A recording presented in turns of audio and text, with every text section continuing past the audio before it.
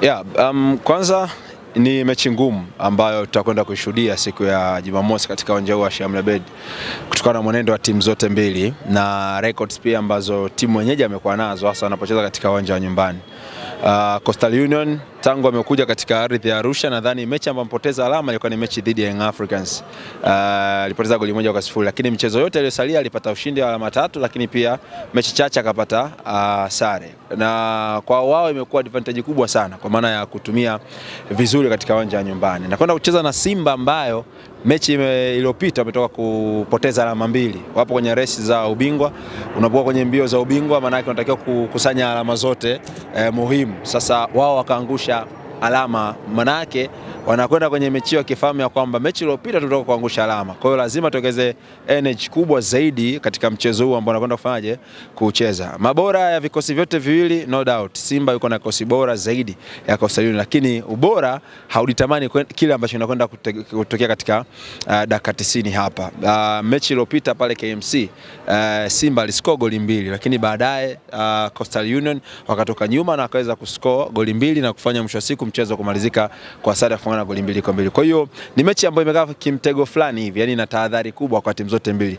Ukirejea mechi ya mzunguko wa kwanza kwa kile ambacho kimetokea, ni dhahiri shahiri kwamba tutaenda kushuhudia moja ya mechi ngumu sana ambayo tutaiona hapa na wapenzi wa Arusha, mashabiki wa soka, lakini pia wafuatiliaji wa NBC. Kwa namna ambavyo umezungumza hapo, tukitazama namna ambavyo mchezo wa awali kabisa ulikuwa kwa maana ya raundi ya kwanza, timu kama Coastal Union iliweza kutokea nyuma mbele ya Simba na wakatoa sare. Wanakutana wakati ambapo Coastal Union wako katika uwanja huu ambao wana historia nao nzuri sana. Kwa hizi historia, lakini tukitazama namna ambavyo aina ya uchezaji kwa sasa hivi Simba walikuwa nayo na Coastal Union, ni kama namna gani hivi unawapeka sana Simba? Yes, inaweza ikawa hivyo ambavyo unazungumza, lakini kila mechi ina mahitaji yake. Mechi nadhani kwa Coastal ni must win game. Kwa Simba pia ni must win game kutokana na position ya kila timu iliyopo. Simba nafasi aliyopo nafasi ya pili. Wajuu yake na amemzidi alama 4. Kwa maana yake akipata matokeo anapunguza gap. Lakini pia Coastal ukiangalia alama alizokuwepo nazo hazimpi yeye kurelax, kutokana na namna ambavyo pia washindani wa chini ama kwa namna ambavyo msimamo ulivyo umekuwa na tofauti ya alama ndogo sana, 1-2, 1-2, 3 hivyo. Sasa ukiangalia pia Coastal anahitaji kupata matokeo ya ushindi. Kwa sababu gani? Ameenda mechi 2 mfululizo pasina kupata matokeo ya ushindi. Mechi na Azam hapa alitoka sare. Tena ni mechi ambayo ukiangalia katika vipindi vyote viwili, nadhani Coastal alidominate zaidi mchezo kuliko Azam. Lakini pia vivyo hivyo kwenye mechi na Namungo, ukiangalia pale Lindi alicheza vizuri, lakini kwa siku matokeo kuyapata. Kuna vitu ambavyo vipo ndani ya Coastal Union, na hii ndio imekuwa silaha kubwa ya mwalimu namzungumzia Juma Mwambusi, hasa katika eneo lake la kiungo pale. Kuna wachezaji ambao wamekuwa ni nguzo kubwa sana, ukimwangalia mtu kama Lucas Kikoti, lakini pia Semfuko ameongezeka sasa hivi, Bakari Msimu, miongoni mwa wachezaji ambao wamekuwa na performance bora sana. Achilia mbali bwana mdogo Sabri Kondo ambaye amekuja kuongeza kitu ndani ya timu. Unaona kabisa kuna improvement kubwa sana ambayo imeongezeka ndani ya timu. Lakini pia vivyo hivyo kwenye eneo la backline yao, wakati wanaanza ligi ilikuwa ni miongoni mwa timu ambayo ina concede goal nyingi sana, lakini kadiri muda unazidi kusogea unaona wanazidi kuimarika taratibu.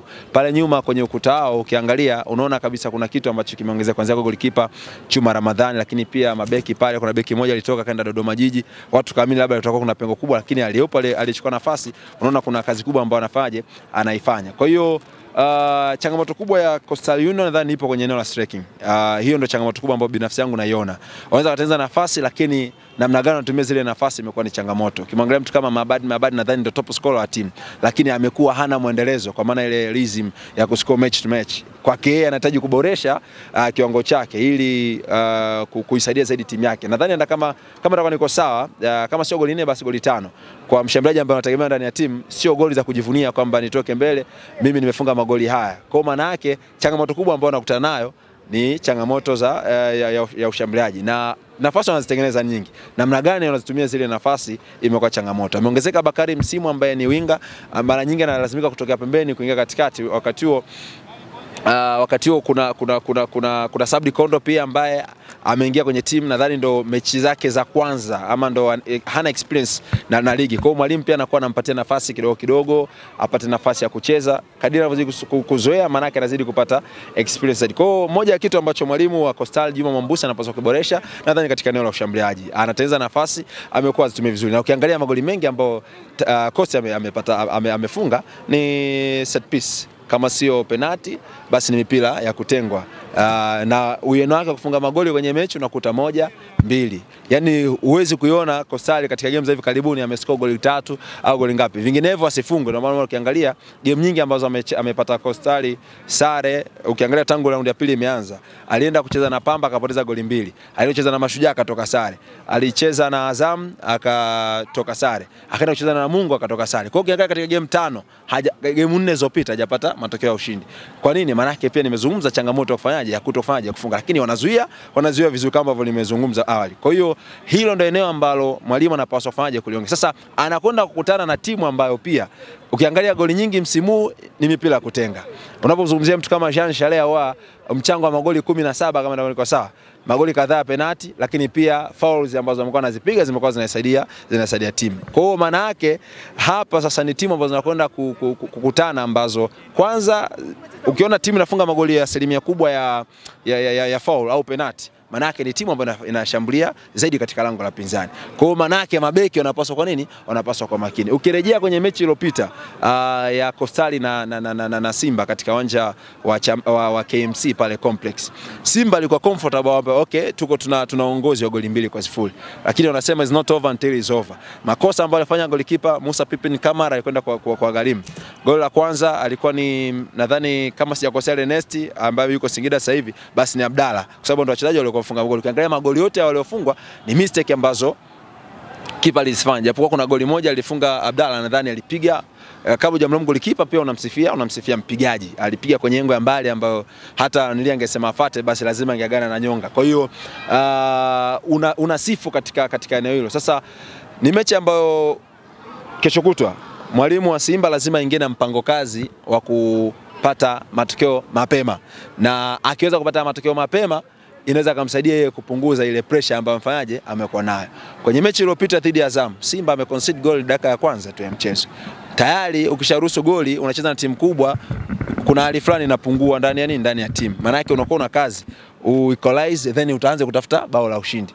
Kwa tabia za timu kubwa inawezekana, lakini kwa tabia za timu za kawaida hizi kidogo inakuwa ni changamoto, kwa sababu uwezo wa wachezaji wa pande zote mbili inakuwa ni tofauti. Lakini kuna baadhi ya wachezaji ambao nadhani wa kuchungwa zaidi kwa Simba. Leon Ateba anaweza asifunge, lakini akana mchango mkubwa sana ndani ya kosi cha Simba. Lakini ukiangalia kwenye game zao za hivi karibuni pia ambazo wanacheza, nadhani silaha kubwa ya ushindi ya Simba binafsi yangu naitazama kwa Shomari Salum Kapombe, ambaye ukiangalia kwenye mechi nyingi magoli ambayo amefunga hivi karibuni Simba, asilimia kubwa magoli Shomari Kapombe amehusika. Rejea kwenye mechi na Namungo, anashinda goli 3 nadhani. Shomari Kapombe alihusika kwenye mipira yote ile 3 ya penalti. Rejea kwenye mechi ilikuwa na Singida nadhani, kuna combination nzuri sana kati ya Kapombe na Leon Ateba, au magoli aliyofunga Ateba. Angalia magoli mengi unakuta lazima kutoka kuna combination nzuri sana kati ya Kapombe na Leon Ateba. Nilifanya uchunguzi wangu mwenyewe binafsi, kama sio kupiga 1-2 au kutoa pasi ya mwisho, unaona kabisa wamekuwa ni watu ambao wana combination nzuri sana. Kwa hiyo binafsi yangu nategemea kuwa ni mechi ngumu na nzuri, lakini bado nadhani hakuna timu ambayo inaweza kujihakikishia kwamba wanaweza kupata matokeo kutokana na nature ya timu zote mbili.